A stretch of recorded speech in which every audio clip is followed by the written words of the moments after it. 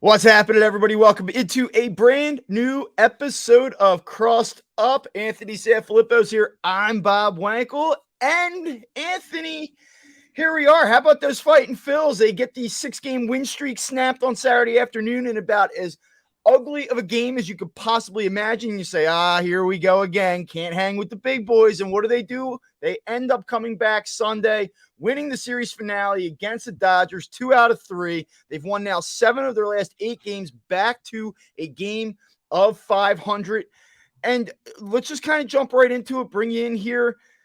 It's one thing to kind of beat up on the Nationals and the Tigers, but to issue some form of payback to a team that absolutely whooped you last month, I don't know. I have a little bit of a different feeling about the Phillies this morning. Yeah, it's a good weekend, Bob. Look, I mean, you asked me on Friday what I thought was going to happen in the series, and I felt that the Dodgers were going to win 2 of 3.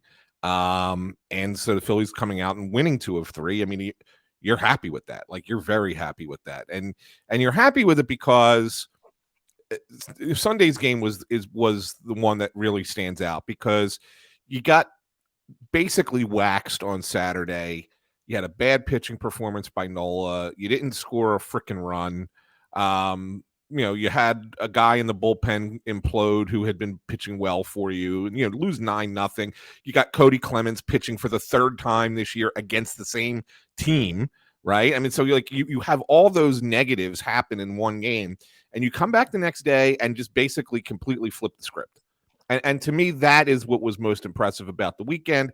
You come out and you hit the Dodgers, and it's kind of funny because I think Dave Roberts is a terrible manager, but he thinks he's a genius with all of his matchups. And I know it was a bullpen game, but he had everything lined up exactly how he wanted to do it with this lefty. They brought up a 4th left-hander, right, so they could shut down the Phillies.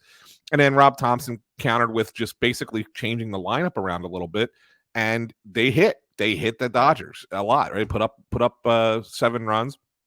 And Taijuan Walker has another really good start. The bullpen was a little leaky there at the end, but still, that's a good win. That's a really good win.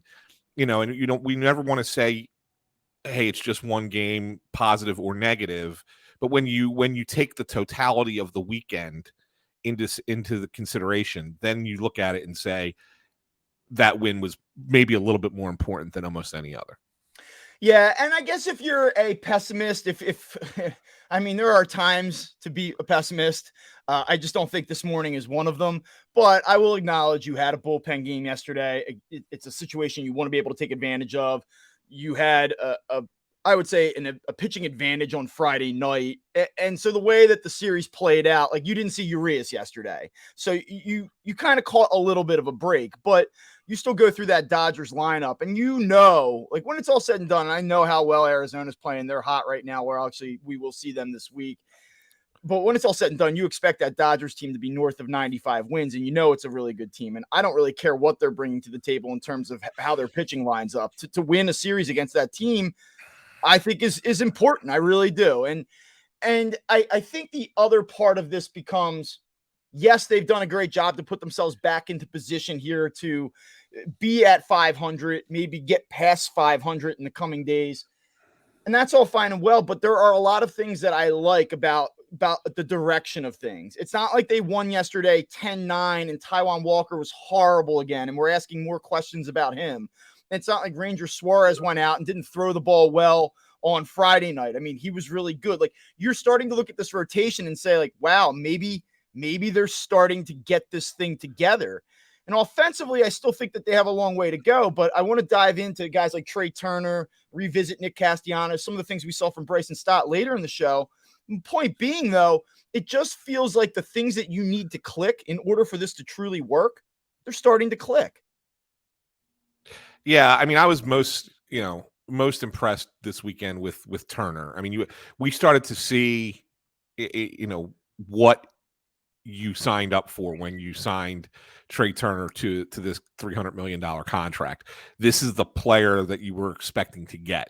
And I guess did he talk about it yesterday, where he talked about it was just kind of crouching a little bit more at the play, something so like small and and mechanical there that kind of fixed him a little bit. But whatever it is, whatever he did, this is what you wanted. This is what you expected. And so now that automatically, if Turner is going like the Turner we expect, and not just for one weekend, but kind of moving forward, now your lineup has lengthened back to where toward where you were expecting it to be all season, and that's a positive. So now if you can continue to get decent pitching, good reliability out of the bullpen, and a lineup that's going to be more consistent. They're obviously going to have games where they're off, but if they're more consistent with being good and putting up 4, 5, 6 runs per game, then you're going to see those win totals keep climbing, and you're going to get 500 and 5 games over 500, and really kind of start to make the push towards the postseason at the end. So these are the things that you want to see happening for the Phillies, and you got it. I mean, look, yes, some of these games that they've won at 7 out of 8, some of them are against bad teams, right? I mean, we know this, but that's okay. Like, that's your schedule. That's what you're supposed to do with your schedule. Beat bad teams. And yes, you didn't face Arias. You didn't face Kershaw, right? You got 2 bullpen games from the Dodgers. Understood completely. But that's what you're supposed to take advantage of when you're a good team. And right now, the Phillies are taking advantage of it. So let's start with Trea Turner. I know that you could make the argument that Taijuan Walker was the story of Sunday's game, but I want to start with Turner. And first, there's some of the numbers that we know, the surface level numbers, and you start to feel pretty good about that. But I want to get to something that I actually saw yesterday in the Phillies game notes that the team put together.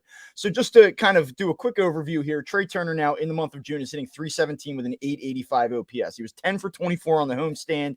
He brought up his OPS by 35 points in 6 games. That's a good start. So he's up to 689 for the season now. And you watch him yesterday and you see hard contact, line drives. Like you said, this is what you signed up for. There was the double steal. It helped the Phillies steal a run early in the game. They got an extra run out of that. And this is what you imagine when you bring Trea Turner here. I think if you go back to, it was Friday's show, it was one of the shows last week, I said, I don't know why I'm supposed to believe in Trea Turner at this point based on what I've seen this season, other than that I know that he's one of the best players in baseball over the last 6-7 years. I know the back of the baseball card argument, but here's something that you can actually believe in. And this was provided by the team before yesterday's game. His average exit velocity by month, April, 86.5 miles per hour. May, 91.3 miles per hour. In June, it's up to 96 miles an hour. And that was before yesterday, in which he had, I believe, 2 hits that were 98 plus. And you go, oh, who cares about exit velocity? But the point is that he is hitting the ball harder, more consistently. And even if you go back to April, remember when we were talking about 2-3 weeks in, he's hitting 300, but we're like, man, what a hollow, ugly 300 this has been.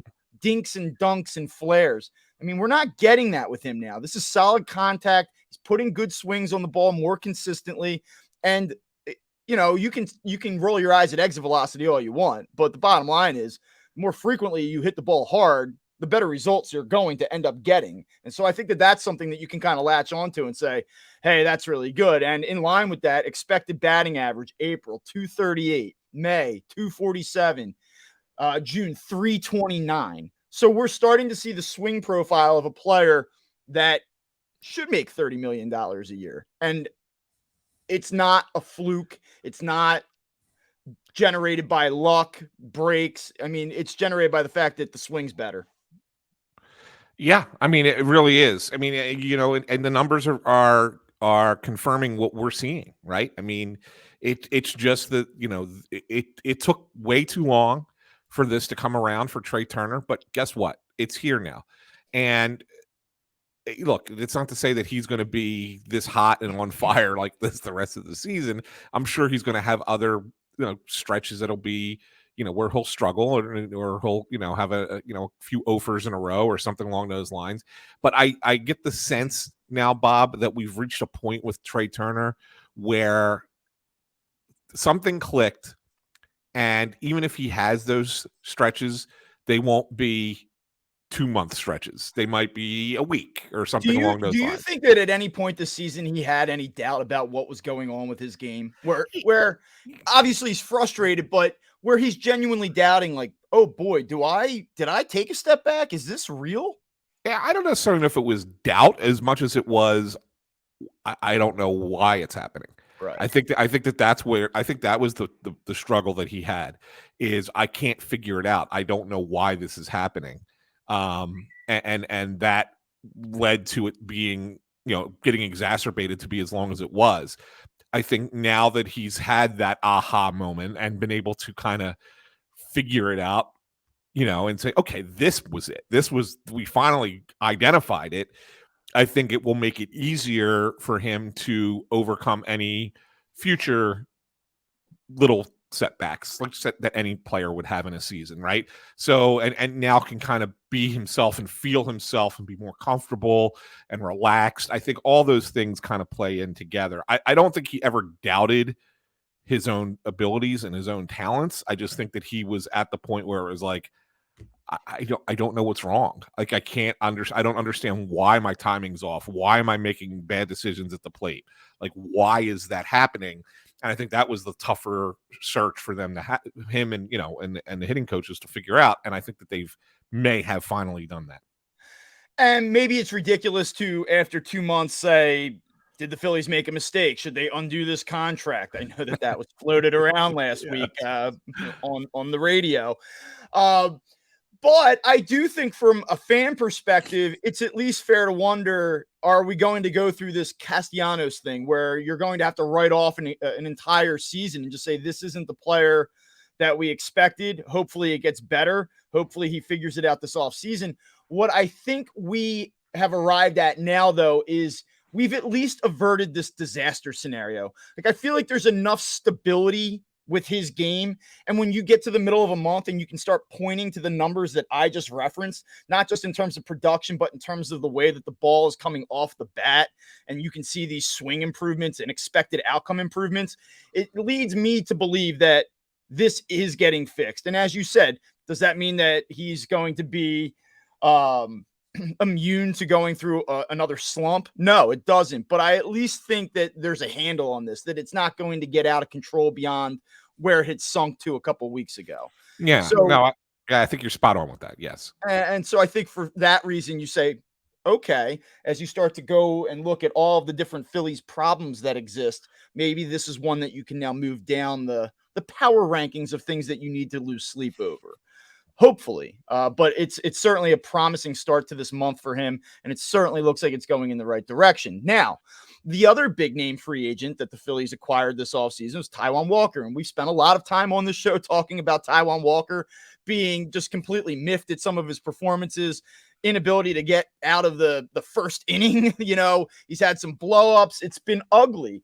Now all of a sudden you turn around and you look, and just going to give you this one. I mentioned it to you before the show, but we wake up this morning and Taijuan Walker has a 4.70 ERA, and that's nothing to write home about. That's nothing to applaud. But then you pair it up against Aaron Nola, who has a 4.60 ERA. And I guess it's just interesting in that after he goes 5 shutout innings yesterday, you now stand back and say, okay, over his last 5 starts, which includes a pretty lackluster effort against the Mets 2 turns ago, he's got a 1.93 ERA, and he's inching very close to being kind of the guy that we thought he would be. I would have liked a little bit more consistency. I don't necessarily like his path to these numbers, but you're starting to feel like, okay, over the last month and a half, this is a pitcher that can be a meaningful part of a decent rotation. This is a pitcher that can help a good team win baseball games. So much like this idea that maybe Trea Turner has finally cleared this hurdle, do we feel that Taijuan Walker has now sort of gotten himself out of, we really need to be concerned about what we're getting with this guy territory? Like, are we there yet? I'm getting there with him a little bit. The one thing that does concern me, and again, this is something that, it's a question of, philosophy, I guess. I don't know why they are so worried about giving him a third time through the lineup. I understand that the numbers are not great the third time through, but let's give it a shot. Like, you have a lead at that point yesterday. Like, why not let him face a batter or two and see? And if it starts to unravel, you have somebody warm. You just have somebody ready to go in the pen, right? If it starts to unravel, fine, you make the change. But when a pitcher's pitching as well as he was pitching yesterday, I don't understand why it's an automatic. All right, gave us 5 good innings. Let's turn it over to the bullpen. And I know you had a couple guys in there that they wanted to kind of, use a little bit. But you have a bullpen game today, right, in Arizona, where you're going to have to use 5 guys out of the bullpen to pitch through this game. I don't know. I would have let Walker start the 6th inning just to see where it was going, and rather than lean on the book and says, well, he struggles the 3rd time through the lineup. See, sometimes you're not going to ever get through the thing that you're going to struggle with, right? How is he ever to get better the 3rd time through the lineup if you don't give him an opportunity to pitch the 3rd time through the lineup? So that's what I'm saying. Like in that moment, he's pitching well enough. Let it go. Let him go another inning. So my concern ends up being that if the team doesn't think he's there or where he needs to be, then maybe he's not. Or is it that they're just over reliant on data and are not letting it go by feel in this instance, in which case then it's not a worry about Walker as much as it is a worry about how they're utilizing their pitchers. So it's a worry regardless, and it has to do with the fact that it's when Taijuan Walker starts. So if you look at this situation, I'm glad you brought this up, because I think that you make a valid point. Did the team kind of just say, hey, nice start, but we don't really trust you to do this? And is that telling about their overall feelings about where he's at right now? Right. And I think that that's a fair question to ask. I would, however, counter by saying, again, Taijuan Walker has not pitched that deep into games this season, so he hasn't faced the lineup 3 times through as much as he. I don't want to say the sample size isn't significant, but it's not as big as it probably should be. So opponents are hitting 300 against them 3rd time through the order, and you go, okay, all right, well, we have to be aware of this. But then you also look at where they're at in the order. And you have Freeman that you have to deal with. Smith had a couple good at-bats against him. Muncy had made some very hard contact against him. And I think that when you look at those 3 particular hitters, you say, I don't know if they were down in their order, because, man, like the way it stacked up yesterday for the Dodgers, those first 5 guys, it's like murderer's row, and then it falls off a cliff. Right. And I guess that's not unique to just the Dodgers, but especially the way it sat yesterday. So had they been at the bottom part of the order, would have Taijuan Walker gotten the baseball again in the 6th inning? I think so. But I think at where they were in the order, the Phillies just said, and I think that this is the bigger part of the equation. I think the Phillies knew they needed that game yesterday. And so they managed with more urgency. I think Rob Thompson handled that game more like he would have had it been late September with the playoff spot on the line, or almost October. Like, I think he said, we have the guys that we want. I'm going to take my chances with Soto against Freeman. Because remember, the lead wasn't that significant at the time. He said, we need to nail this down. I'm using my best guys. We need to win this game. We want to win this series. Let's pull within a game of 500 before we go out west. I just felt like that it was more about the urgency and the importance of the game to the Phillies with how they managed it, and it was less about, we don't trust Taijuan Walker to do this. But maybe there was a mix of both. I don't know, and I don't buy that all the time, Bob. And I know that that's kind of what baseball has become, and so I accept it. I accept that this is how managers are going to manage important games, but I don't necessarily buy it. Like, if the guy is going well and he's not exhausted, he's not at past his pitch limit or whatever, it's okay to start an inning with the guy but have him on a short leash for the inning. Like, that's just my mentality. I just go back to it and just look at who he had in that inning. And I know it was a clean inning. It's not like there were men on base, but Freeman, he strikes him out in the 1st inning. 2nd time up, though, Freeman takes him 102 miles per hour exit velo out to center. So hard hit baseball. Smith had a hit. He had walked his second time up, so that had not been a good matchup for him. And Muncy, like, to be honest with you, I mean, he absolutely pissed on that baseball. I think it was the third or fourth inning. So the previous time he had faced him. So like you were going through a part of the order that you probably did not feel good about. And I get it. And but look, I just think maybe that's a situation where you say, hey, this was a good start. We have what we want in the bullpen. Let's go get them. Yeah, but I don't know. But here's where I again come into the question.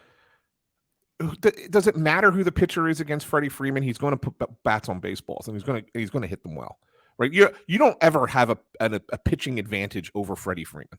I don't have the numbers in front of me. I mean, dude, listen, I totally agree with you. I feel like Freddie Freeman's hit 920 against the Phillies the last decade. So he's that good of a player. Are you telling me like, hey, I got to get out Freddie Freeman? And I know it's the sixth inning and it's not a one-run game. I know that. Right. But if I have to get out Freddie Freeman, do I feel better about Gregory Soto, who comes at you from the left side with a little bit of an awkward delivery and throws 99 miles an hour? Or do I feel better about Taijuan Walker a third time through? Like, I feel better about Soto, and I know it didn't work out. Yeah. So I get that. I mean, Freeman takes him a yard immediately. So, but I just – my thing is with the bullpen game tonight, that's my frustration. But the fact that you're going to go to Matt Strom and then God knows what else for the next 7 innings in a game that you, by the way, you can win. Like, this is a winnable game tonight. Oh, they're facing another lefty. They're facing another lefty, but again, like, I just feel like given what you have tonight, that's why I probably would have pushed Walker. But for me, that's probably the only reason why I would have pushed Walker. I know fans are like, dude, the guy gave up 2 hits in 5 innings. Few of the innings were actually pretty clean. Like, is this really what modern baseball is? And like, it is. And like, I've just accepted that to the point where like, I don't even blink when something like that happens. Yeah, but there's still a part of me, Bob, that gets annoyed with it. And not because of the outcome.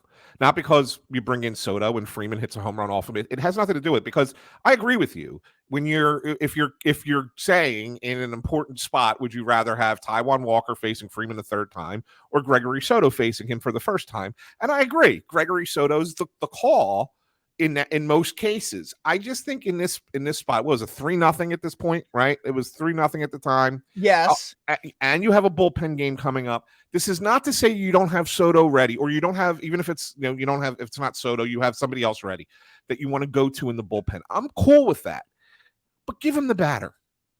If Freddie Freeman gets a hit, if he gets a single, all right, now we make the change.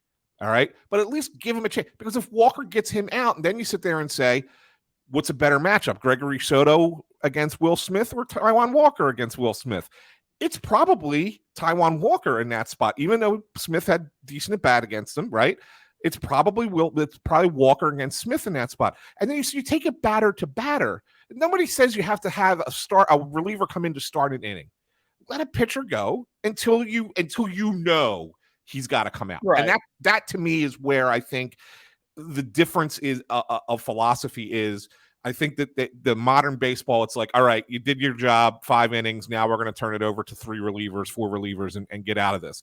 And I'm of the mindset of you let your starter go until you know he's probably done, as opposed to, yeah, we're going to just take a chance here because we look at the numbers, and even though you still got some bullets in that arm, we're not going to let you use them because we're worried that, history shows that you don't do well. I do think, though, there's almost certainly it's a respect or a fear of that Dodgers lineup, and especially the part of the lineup that you're facing. And I don't want to belabor the point, but again, now you go to the 8th inning, they're up, I believe, 7-2. Jose Alvarado comes into the game, and you're going through that part of the order, and all of a sudden, bases loaded, nobody out, and 7-2. You're kind of like, this game is getting a little weird now. And I think we almost saw that escalation play out in the 8th. And I think that was what they were trying to avoid in the 6th. And I also think that there was a little bit of a remorse from the day before where they probably left Aaron Nola in. They absolutely left him in too long. He should have never seen the 7th inning. In the 7th inning. No clue in real time. And I know they didn't score. I know they weren't going to do it anyway. But man, I just did not get that. So that's what I'm saying. Like, I think that maybe they feel like that they made a mistake the day before leaving a pitcher too long. And now this time, I think they overcompensated and pulled the pitcher out probably a little bit too soon. I look, you can't complain. We're sitting here arguing and complaining over something that occurred in a game that they won, No, right? I mean, so but that's the thing, because what comes yeah. next? Now, you better not get into a situation tonight where it's the 6th inning. And they said Rob said after the game, I covered it yesterday. He says after the game, we're going to have everybody we want. And it was like, even Alvarado, he said, yeah, he'll come in tomorrow. He should be fine. I'm like, I don't know. After 32nd appearance post IL, we'll see about that. But so long as it doesn't have an impact on what happens tonight, Tuesday, I'm okay with it. But there is one other variable to this. Taijuan Walker, and they showed it on TV, he was not thrilled about coming out of the game. Right. I mean, he had said post-game, he goes, listen, it didn't blow up. It wasn't like anything where he was ready to throw a punch, but he said 3 times, I want to stay in the game. Why are you taking me out? I mean, he was not thrilled. And that is a consideration, not just because you can sit there and write it off and say, well, that's what competitors want to do. They want to compete. Of course he wants the ball. And that's what you say to the media, because that's how you diffuse the situation publicly. But as a starting pitcher, like, I take that with me. I go, so what? Do you not trust me? Like, you can explain it to me all you want. You could even have the entire conversation that you and I just had with him. He's still going to walk away from that going, I wasn't done. You didn't have me on that one. So right. You do wonder what that means for him. And the other thing that's part of that, you saw Schwarber go over and talk to him. Right. I mean, so obviously we know Schwarber's like the clubhouse leader. So we, him going over there and having that conversation, tells you that just how pissed off, Walker was to get pulled in that moment. As far as tonight, I got to think that when you look at the bullpen, I can't imagine Alvarado pitches tonight either. The fact that Thompson said that kind of, stunned me a little bit. I think why he said it was because he wants to shut down the criticism of what played out. Because you can make an argument that we don't need to see Jose Alvarado in a 7-2 game. I agree. But the reason I think that the reason is I think Andrew Vasquez is going to pitch a bunch of innings tonight.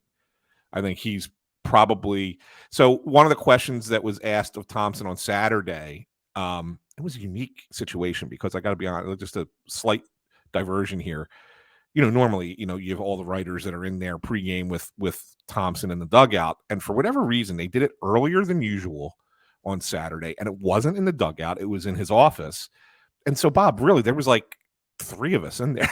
It was like there was nobody there. So it was like a real good opportunity to ask some questions to the manager. And, we asked just like seriously about this kind of situation. And he said he wants a guy who's going to be able to throw bulk innings in a bullpen game. Now, you used Strom and Covey on Saturday. So I don't think either one of them are bulk, so to speak, right? In inning or 2 at max. The guy who did not pitch this weekend, who is stretched out to go longer, is Andrew Vasquez. So I think Vasquez is going to be a guy that's going to get multiple innings. He's probably a guy in a 7-2 game that you normally would go to in that spot. And that's why instead they go to Alvarado, probably because I think they have Vasquez lined up to pitch multiple innings tonight. If I'm guessing as to why you go Alvarado with a 5-run lead in the 8th inning, as opposed to a guy like Vasquez who normally would be in that spot. Yeah, that's fair. That makes sense. I mean, you clear this out, and my mind immediately goes to what's next, and the way that we do our show, we hit all of our points and then we turn the page and say, what's coming this week? How fair is it to say that this is an important series for the Phillies? Like, more important than just, hey, the Diamondbacks lead the National League West right now, and it's a nice test.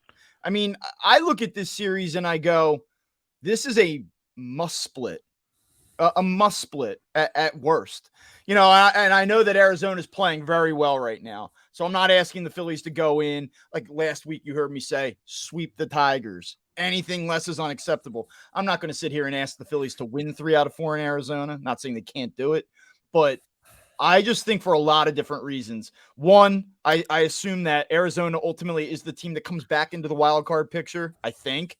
And as such, the Phillies can ill afford to lose more ground to them head to head.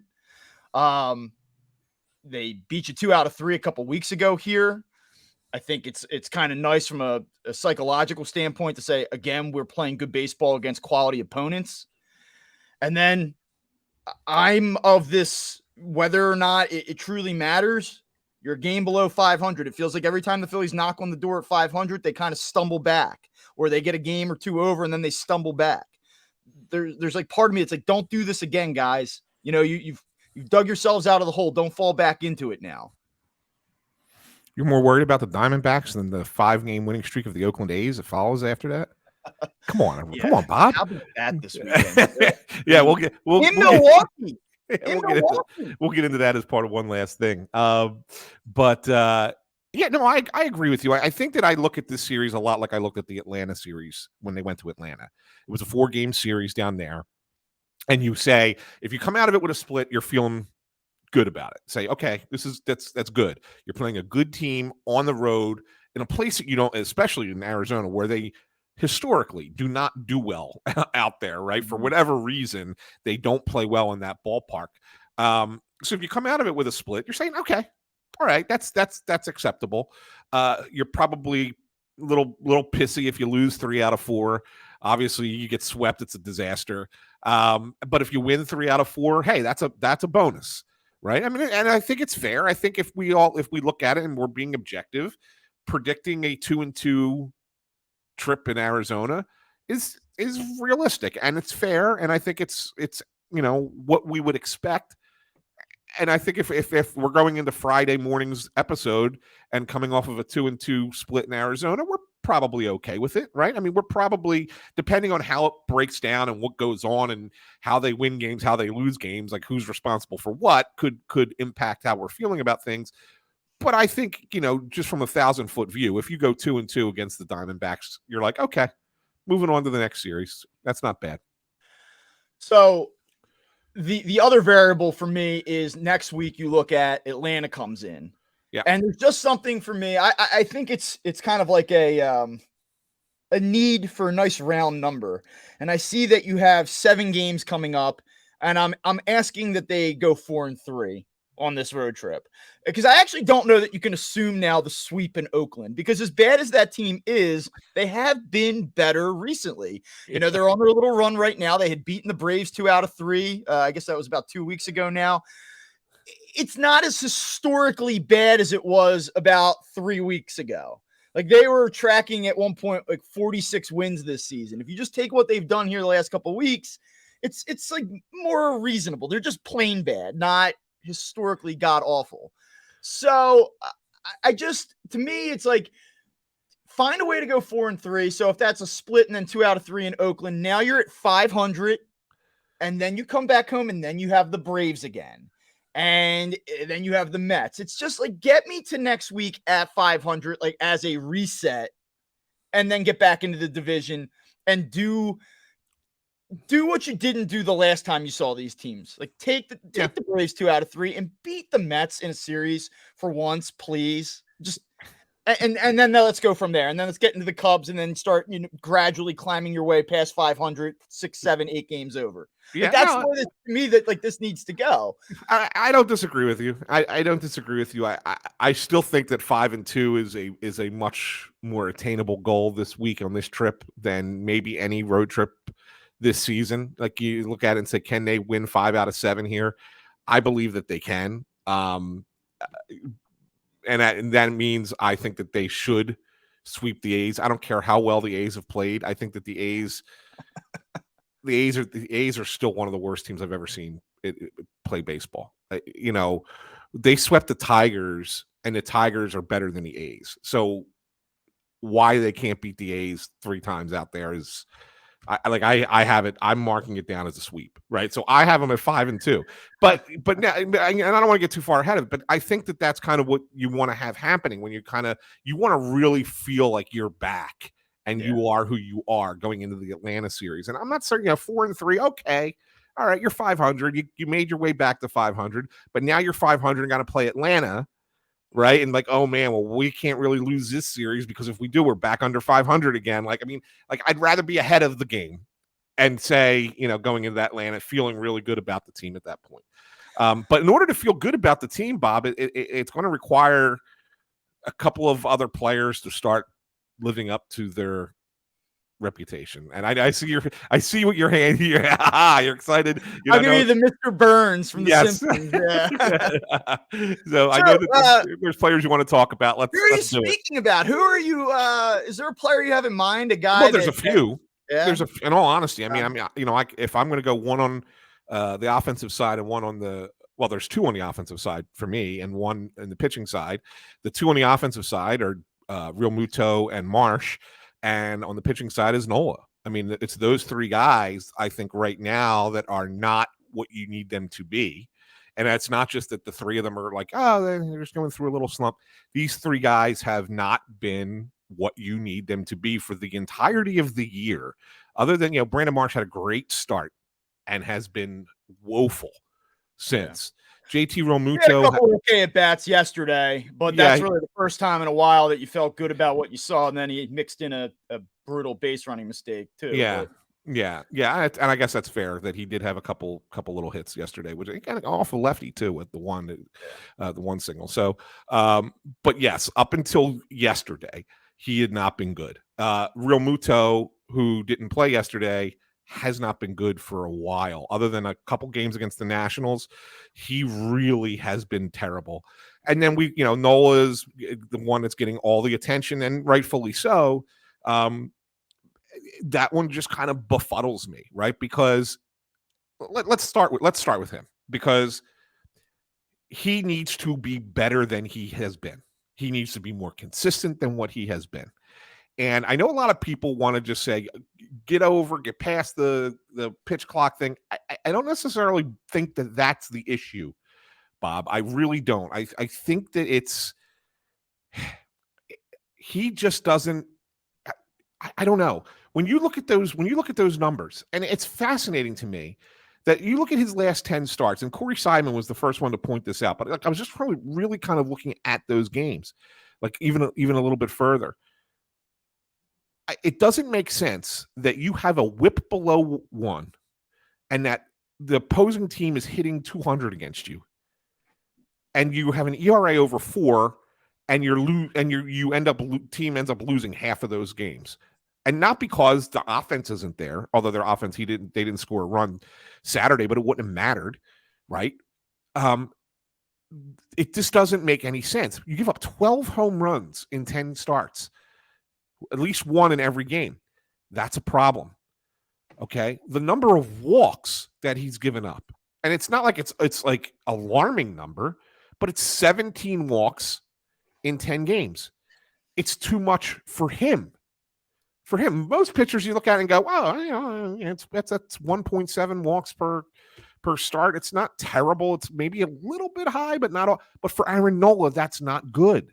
Mm-hmm. He's only given up 49 hits in 67 innings and 10 starts. That should be plenty good. That should be fine.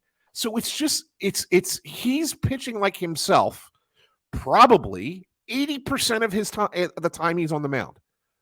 It's that 20% that's like, what the hell, dude? Like, why can't you get that 20% or closer to not, be 95% yourself and have those 5% that just don't, hey, you're going to throw a couple bad pitches. It's going to, work against you sometimes. Sometimes you get bad luck. Okay, we all understand that. But it's just compounding with Nola at this point. And it's like you could sit there and say, and you did it on the last episode, you actually pointed out just how good he's been relative to the rest of baseball. Yeah. And it doesn't, guess what? It's not enough. And that's what I wrote in my story the other day is he could be that good as much as he has been that good. And that's, like I said, it's most of the time, most of his pitches, most of the innings he's throwing, he is Aaron Nola. It's that he just has these brain cramps for 4 or 5 batters, and it ends up killing him. And it hurts the team. And I think that's it. If you can find a way through that little whatever brain fart that he's having every game that compounds itself, then everything's fine. But right now, that's what's affecting him more than anything else is he can't find his way through. Doesn't it feel like every start it's something different? You said it. There's 4 to 5 batter run, but I just feel like you go through every single start and there's something to be. They just kind of want to go like, what is this? Why is this happening? I want to rip my hair out watching it. And for me on Saturday, and again, they did not score, and he's. At one point, he goes 6 innings, gives up 3 runs, and it's not a great start, but it's a solid start. And then things unravel in the 7th, and I have no idea why he even was out there in the 7th to begin with. I know that's the second time in the show that we've now approached that subject, and I don't really have much more beyond that to offer. I just think it was a mistake for him to have gone back out there against the top of the order again. But on Saturday, it's about the 2-out damage. He's rolling along, 3rd inning. You know that this is going to be a tight game. You know that runs are going to be at a premium. And it's 2 away, nobody on base. He gives up the double to Outman. Then it's Betts single, Freeman single. You blink, it's 2-0. And then you come back out in the 4th inning and he strikes out Muncy and Martinez. And you're like, all right, damn, like that's pretty good. Muncy Martinez. And he goes through 2 really good hitters, although he does own Max Muncy. Like throughout his career, he dominated Muncy. But then it's a home run to Peralta with 2 outs. And you're like, come on, man. Like you got to bear down. You can't have this happen. But then he stabilizes after that, and okay, and then 7th inning, things fall apart. But it just feels like every single start, there's a sequence, as you said, a run of batters where things kind of get away from him for a little bit. And you go back to the Mets game. It was the walks, then compounded by the home runs. It just... He's got to be better than this. I don't really have anything else to say about it. No, I tried to point out the negatives here. I tried to be fair and say when you step back and look at some of his numbers relative to the rest of the National Leagues, some of the better starting pitchers, they stack up favorably. I'm willing to acknowledge that. But what I do know is 14 starts into the season, the Phillies are 6-8 in his starts. I know he's going up against some other really good starting pitchers this season, but you know, being 2 games under 500 with Aaron Nola on the mound to me isn't good enough. And more often than not, it's his fault. Yeah, no, absolutely. And in this instance, like, you know, you look at the Dodgers game, if you go 6 innings, 3 runs, and you say, okay, considering, you know, 2 of those runs are driven in by Betts and Freeman, you could kind of accept it, right? If that was it. And look, I guess when the start of the 7th inning, it wasn't Betts leading off, but they left him in to face Betts, which is like, all right. And he had given up on a base runner right before that. And it's like, that should have been when the change happened. Right. Now, yes, does Jeff Hoffman come in and absolutely blow it up and the runners, it makes it, Nola gives up 6 runs instead of just the 4 that he should have given up. Well, he gets Hayward to start the inning, and then I'm looking at it, and Taylor singles to right. Yeah. And then that's probably it. That should have been it. You're 1,000%. Then it's a walk to Outman. And then he's still in the game. And yeah. Like, so now we need to do Betts Nola again? Yeah. Why? I agree. That's where it went awry for me, like from a management perspective. I mean, I know Thompson's out of the game at that point. So is that Caleb's call at that point? You know, who's making that decision? You know, whereas Rob's still, you know, texting from the office saying, yeah, keep him in. Like, who knows whatever is happening. Right. But yeah, no, I mean, but the fact of the matter is that, you know, it would have been an okay start if it just was 6 innings, 3 runs, we'd still probably bitch. Right. But it'd be like, okay, but at least, you know, you gave up 3 runs in 6 innings against the Dodgers. Okay, move on. It's not a great start. It's not a bad start, but it gets compounded by, again, not being able to shut it down when you give up a base runner or 2 base runners. And I think that's where he's a rhythm pitcher. And when his rhythm gets thrown off, he has a hard time recovering it in that inning. You've said it yourself. How many times has he had a bad inning and then come back out and actually pitched well for a couple innings afterwards? Because it's a rhythm. So that is what he has to fix. He has to fix that. I gave up a hit or I gave up a walk. Okay, let me get back into my rhythm again. Not I'm now completely thrown off and can't figure it out. All right. Well, I want to talk about Real Muto and some of these other players that need to be better. Yeah. But we're talking about this game on Saturday. We're talking about Aaron Nola. let's talk about what happened with the ejection and the baseballs. And I will preface this by saying that I will have almost no input or response to how you tell this because I don't care. Like I could not be less interested in what happened. I just don't. I don't know because you know me, like I'm Mr. Baseball and I Right. love all this stuff. I do not care about this story at all. Yeah, it was an ump show, and it really had no impact on the game. And let's be honest, right up And that's front, why I don't care about it. it had zero impact on the game because the very next pitch after the whole blow up, Nola gets an out and ends the inning. Right? I mean, he gets Peralta to fly out the left field, so like it's zero impact on the game. The problem that I had with it, Bob, has more to do with premeditation.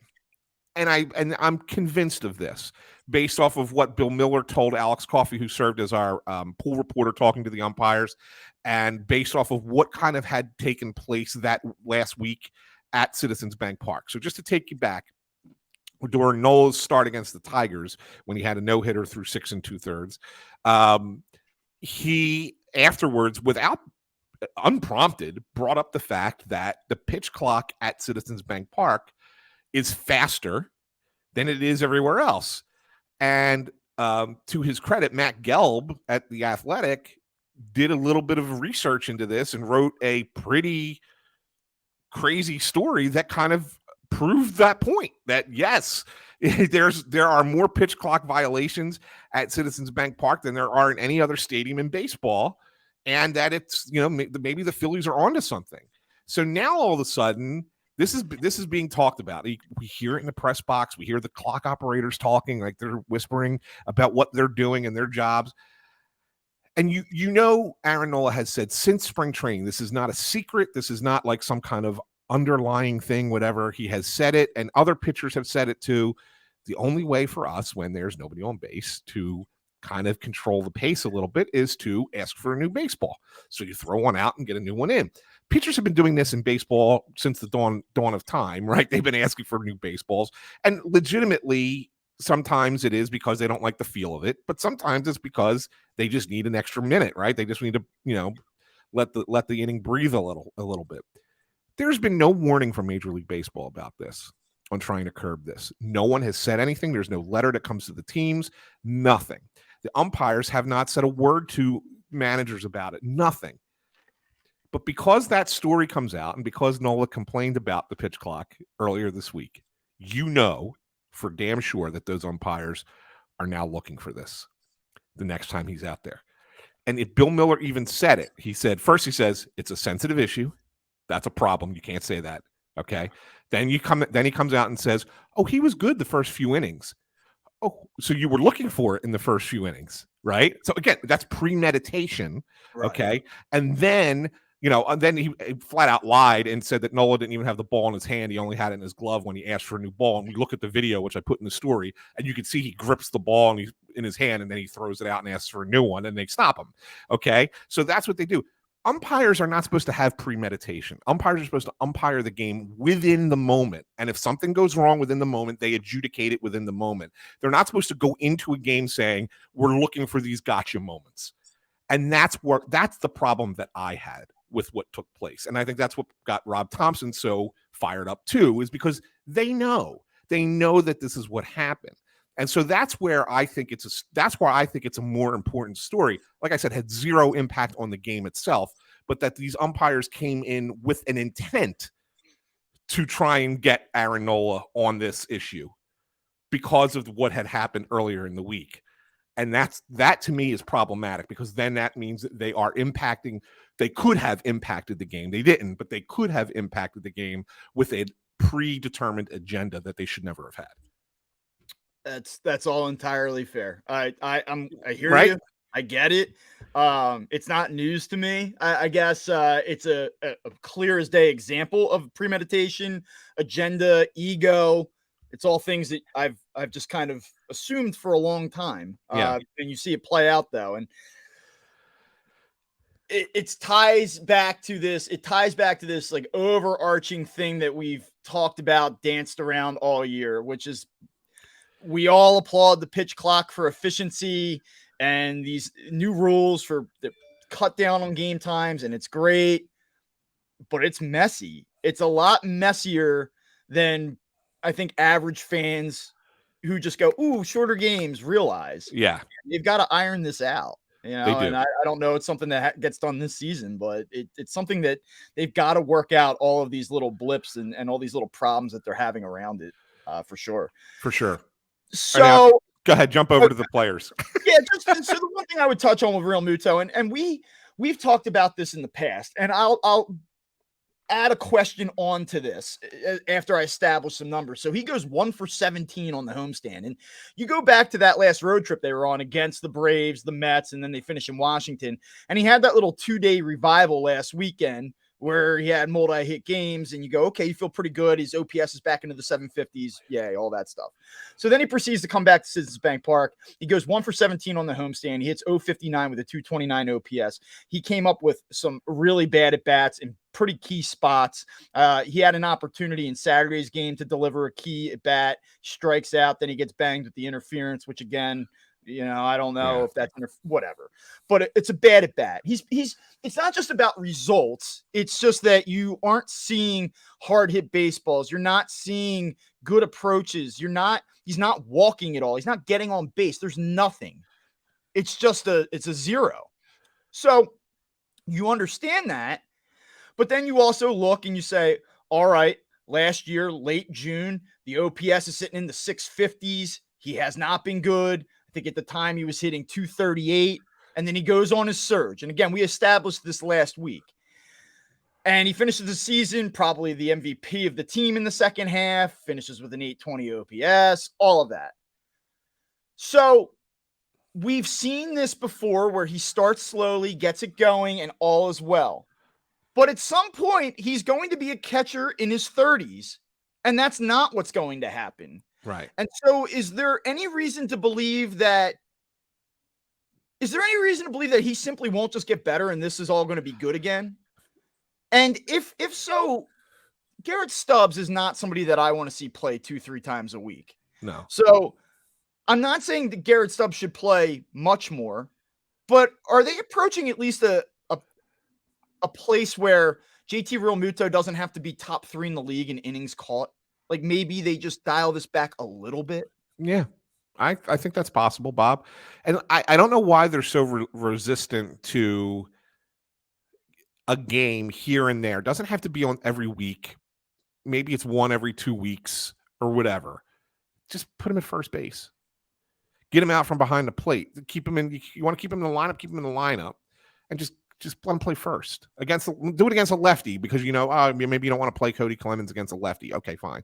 So put Real Muto at first base in that game, or whatever. I know then you got Stubbs against a lefty you're catching, right? And that's not as good of a matchup either. But whatever. Just pick a game and just have him not catch, right? And just see if that helps because the grind I've noticed even in him catching, there are things that seem to have been dropping off a little bit this year.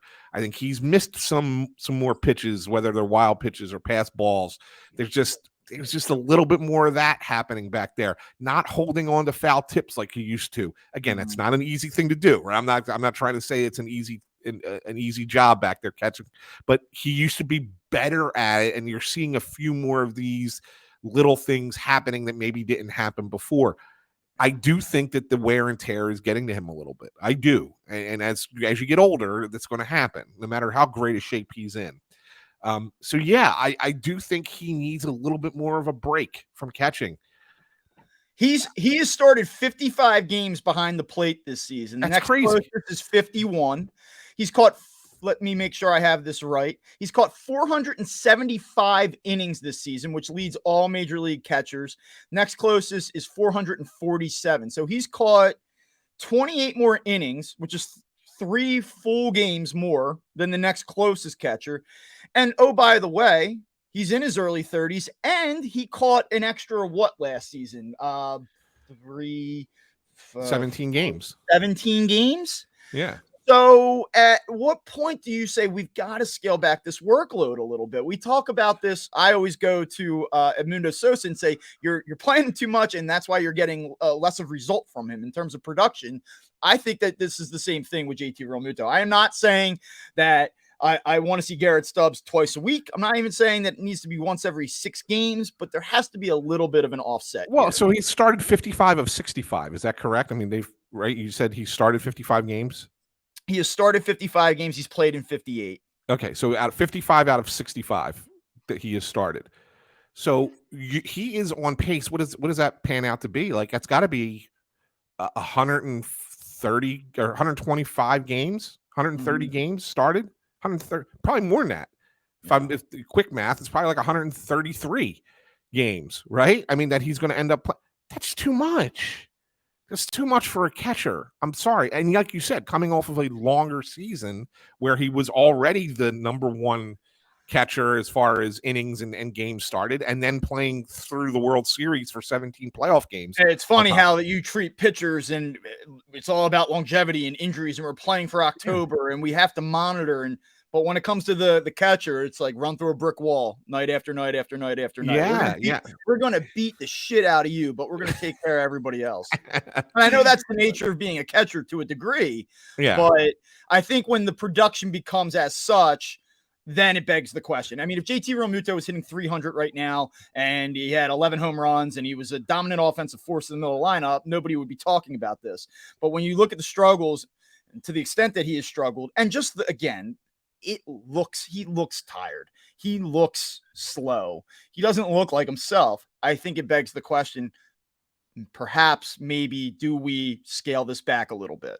Yeah, no question, Bob. And I'm on board with it. I really do believe that JT needs a break, because if you really want to kind of dive into this just a little bit more than the numbers that you've already provided, which are great, right? Which goes to show what he's not done of late. This really goes back even further. This goes back almost a month now. In his last 19 games that he started, 21 games played, 19 started. He's hitting 116. That's 77 plate appearances. He's hitting 116, 208 on base, 454 OPS. That's a lot of games. Yeah. Right. That's a lot of time. It's a lot of time. And he's batting 5th in your lineup. He's in the middle of your order. He's got 4 RBIs hitting in the middle of the lineup. You got to give the guy a break. You got to figure something out with him. You got to get him going in the right direction, because this could spiral downward quickly, and that's. I'd almost like to see a setup if they have an opportunity, whether it be with an off day tagged in. They've done this before with other players, where with Bryce Harper they did it at the start of the Mets series. It's like, well, we wanted to get him 2 days back to back, and I know Bryce Harper's coming off of an injury, so it's a little bit of a different situation.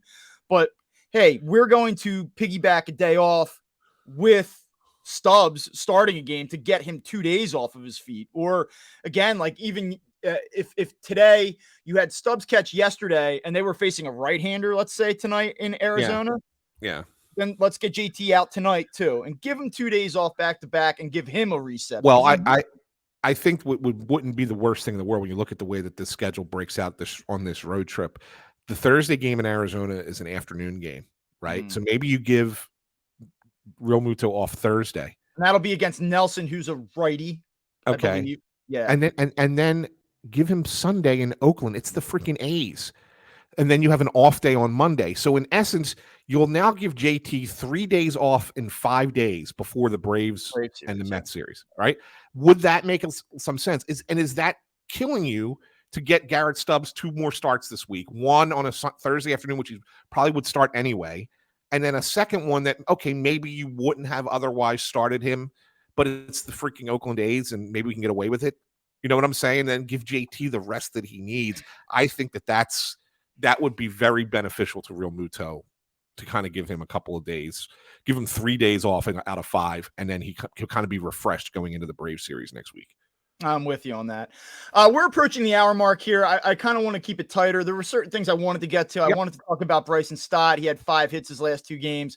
Looks He's good. Back up to 292. He looks good. He's gone through certain stretches this season where you wonder, hey, is he getting figured out here a little bit?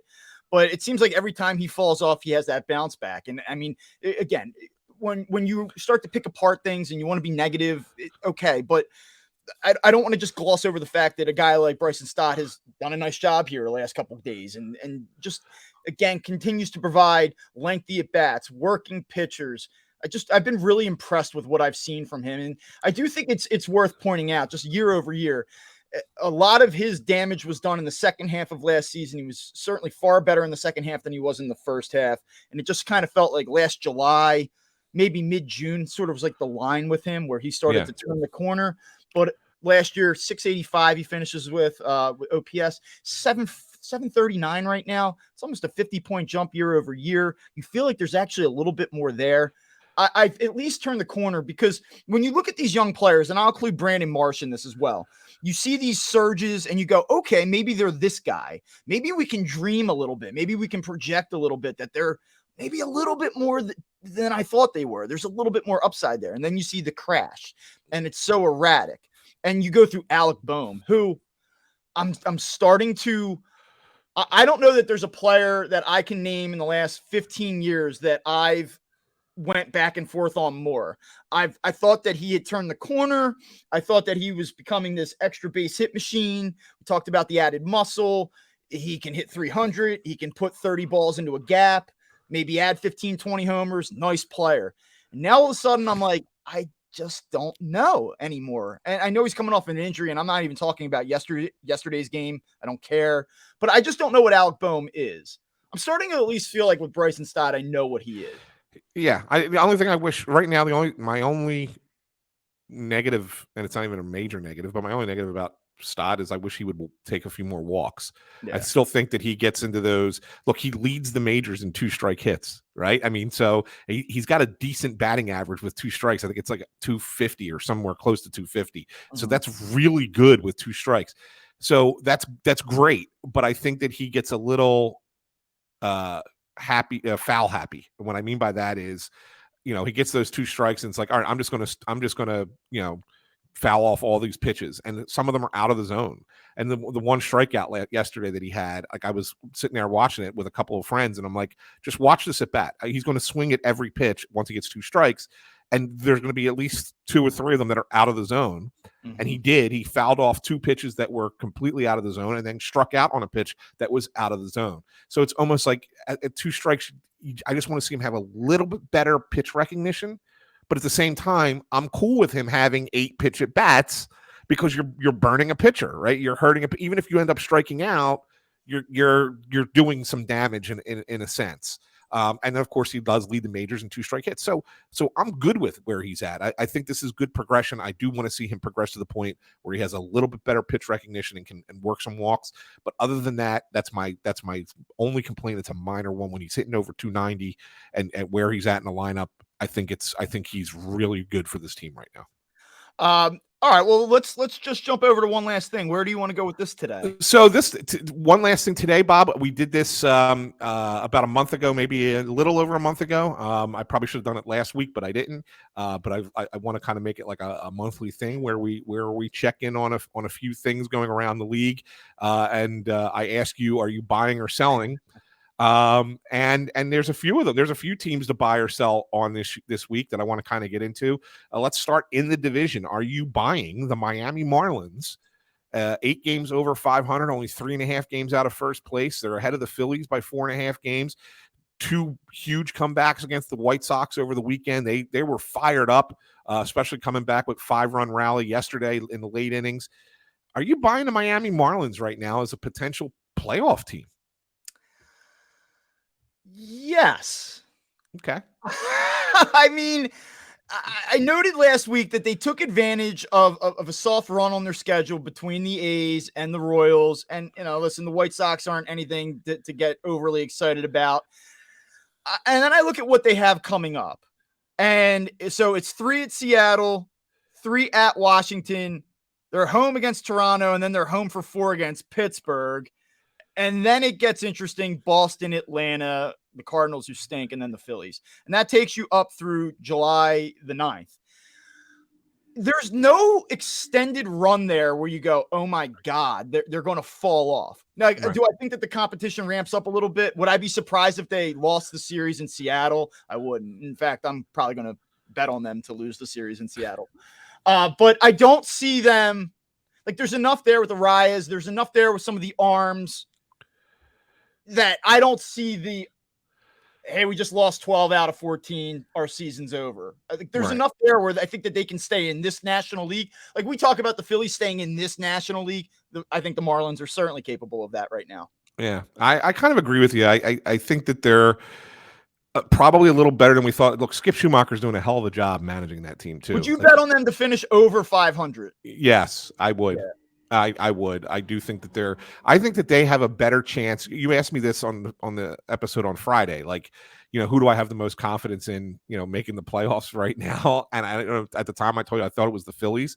And I do still think it's the Phillies, but I'm starting to feel a little bit more confident that the Marlins may actually be the other wild card team here that we're How about the NL East just consistently throwing 3 teams into the postseason every year? Yeah, well, I mean, I think it's going to happen, and it's going to happen because the Central sucks so much. But I want to dive into a couple teams in the Central. Obviously, we're not going to. I don't want to get into Pittsburgh. We had them on the last time. I still think we both probably believe that even though they're playing better baseball right now, that they're probably, still not going to be there in the end. But let's talk about 2 other teams in that division. Milwaukee, who just got swept at home by the Oakland A's. They're 34-32. They're a game out of first place. They were my prediction to win the Central. I think you predicted them to win the Central as well, if I remember correctly. Mm-hmm. Where are you on the Brewers right now? Well, the knock against the Marlins is sort of the knock against the Brewers. And I guess this is a good time to point this out. I mean, you look at runs per game, you talk about offensive production. Milwaukee's 25th in the league with 4.05 runs scored per game. Miami's actually 26th, by the way. So these offenses just aren't good enough. And then Milwaukee, from a pitching standpoint, that's kind of what you were leaning into. Like, oh, they got some interesting arms. And it just hasn't been. When you don't hit, it's very hard to sustain winning. And that's the one knock that I would even go back to the Marlins. If you're going to bet against them, at some point, you look at the run differential, you look at the inability to consistently score, things are going to even out on you a little bit. And right now, Milwaukee especially is going through one of those negative regressions where you just don't know. You would think that there's enough there that they'll recover. I think I'd still pick them to win that division, but they have been dreadful. Yeah, not good lately. But the other team I wanted to bring up, Bob, and is one that I know that you've been getting a little bit excited about, the Cincinnati Reds. Yeah, they're still 3 games under 500, or 4 games under 500 now. They're 31-35. They're 4 games out of first place.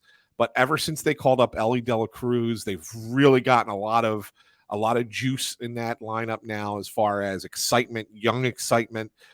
They use speed in a lot of ways too, right? To really kind of get to generate some offense and to make things exciting. Are you in on the Reds kind of being a contender here in that division?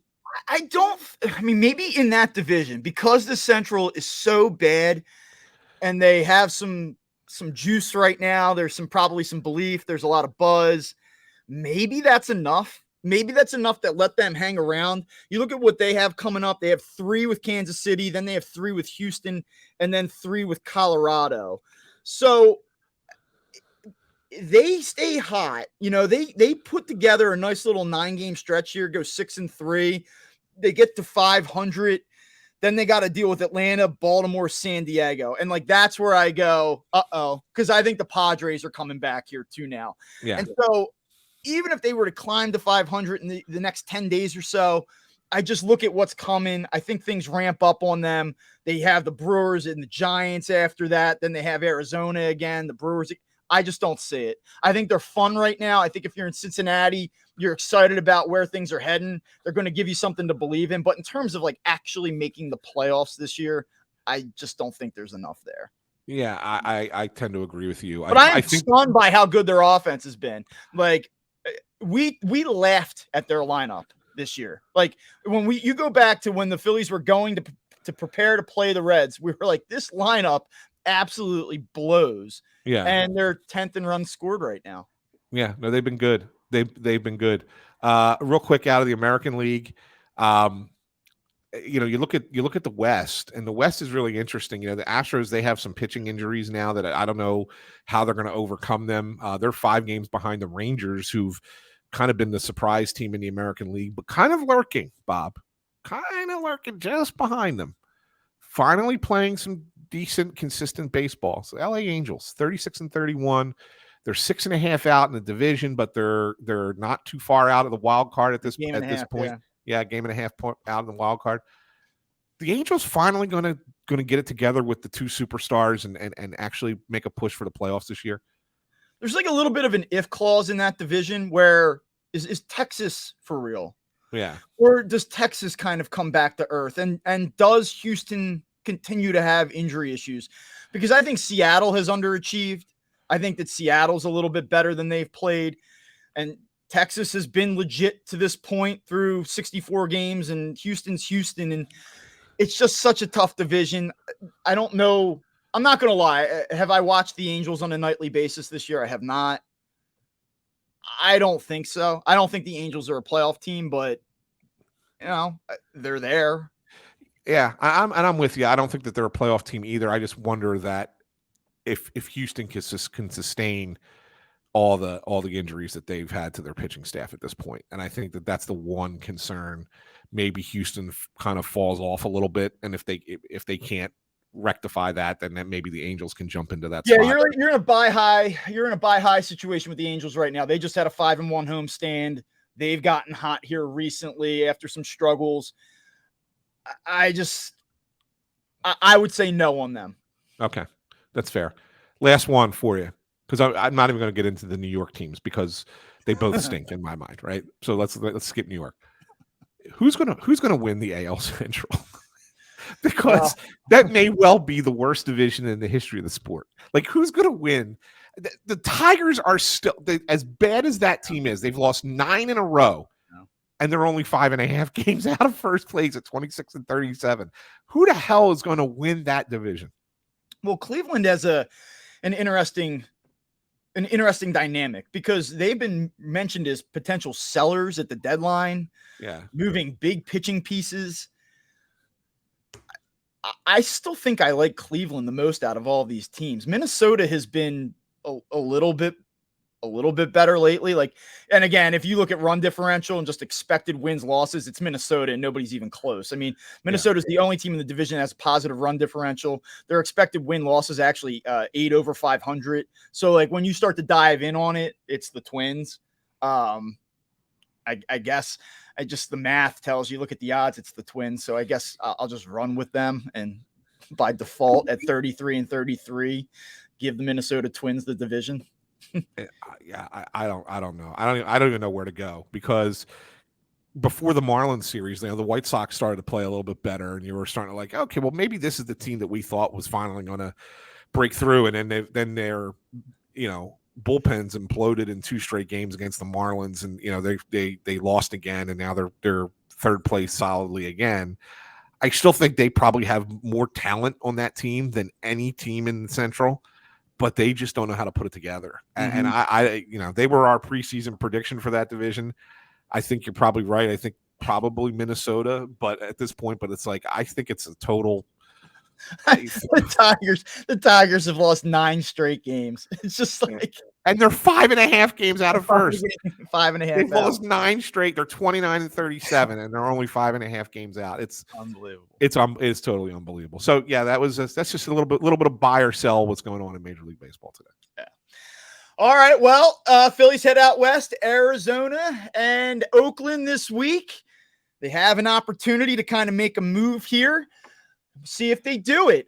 For Anthony Sanfilippo, I'm Bob Wankel. You can follow us on Twitter. If you're watching on YouTube right now, you see it there. At Up Phillies is the show account. At Ant San Philly is Anthony's Twitter. And at Bob Wankel CB is where you can follow me on Twitter. Make sure that you're checking us out on Google Podcasts, Amazon Music, Apple Podcasts, Spotify, anywhere that you get your shows. And we will talk to you soon.